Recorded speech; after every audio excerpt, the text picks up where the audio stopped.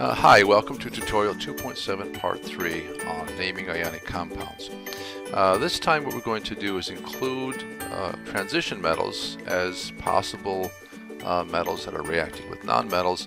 And if you notice on the periodic table, the transition metals can lose a varying number of electrons. That's not always the case, but it's often the case. So notice here for zinc, cadmium, and silver, they always lose 2 if it's zinc or cadmium.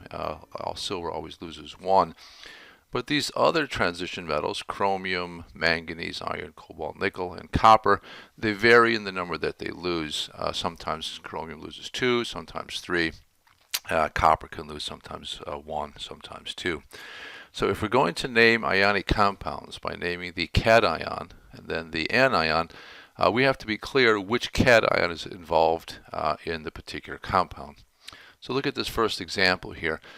There's 2 irons for every 3 oxide ions in this compound, and we know the charges have to balance, so the total amount of positive charge on these 2 irons must be equivalent to the total number of negative charge on these 3 oxide ions.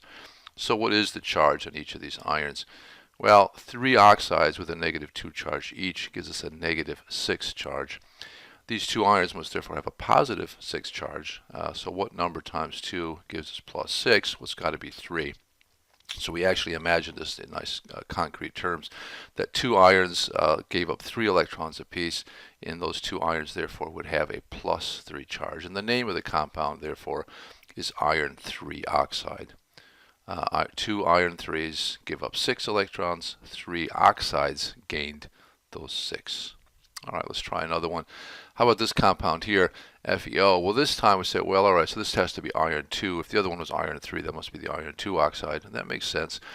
This oxygen gained 2. A single iron atom gave up the same number of electrons as those oxygens gained, so it must be the +2 ion that formed in the transfer of those 2 electrons. So this is the iron 2 oxide, FeO. Here's another one, Cu₂O.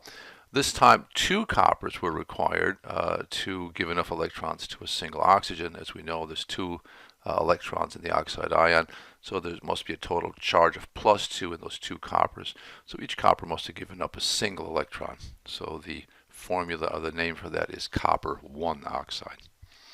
A couple more, well, this one here is pretty obvious. If the other one was copper 1 oxide, this must be copper 2, and that's right. -2 charge in the oxide, +2 must be the charge on the copper, so this is copper 2 oxide. A couple more of these though. What happens if we have a transition metal that does not vary in terms of the number of electrons lost, like zinc, cadmium, or silver? Well, just don't include the Roman numeral here. We know it's always a +2 charge ion that's involved, so we can just say zinc oxide. So in this sense, we're naming it just as if the metal cation was something like from an alkaline earth or an alkali metal. We don't include Roman numerals with these either. All right, one more of that sort. What if you were given CdCl2? What would you name that? You don't, again, include the Roman numeral. If you did, it would be a Roman numeral 2, but since it's always a +2 charge, you just write down cadmium chloride for this one, and no Roman numeral needed. However, be careful. Don't get too lulled into not putting in the Roman numerals. If you need it, it has to be there. Cobalt, you can't tell which this is from the formula. Is it the +2 or the +3 cobalt? Well, we can tell it's the +2 because 2 chloride ions have a total charge of -2, so the total positive charge on that single cobalt must be +2. So it's the cobalt 2 chloride is the name of it. I hope this makes sense. Yeah, I wrote out the actual descriptions of these kind of electron transfers. It's a little wordy. I'm not sure you need to actually read through it all, but if you want to kind of slow yourself down to make sure it makes sense, read them.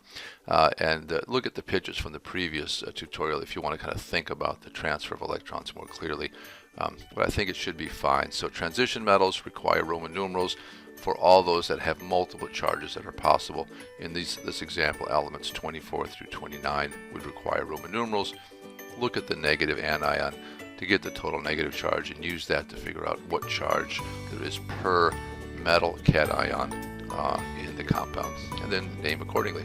All right, good luck with that. Practice on your own, and I'll see if we can practice together in class. Thanks. Bye.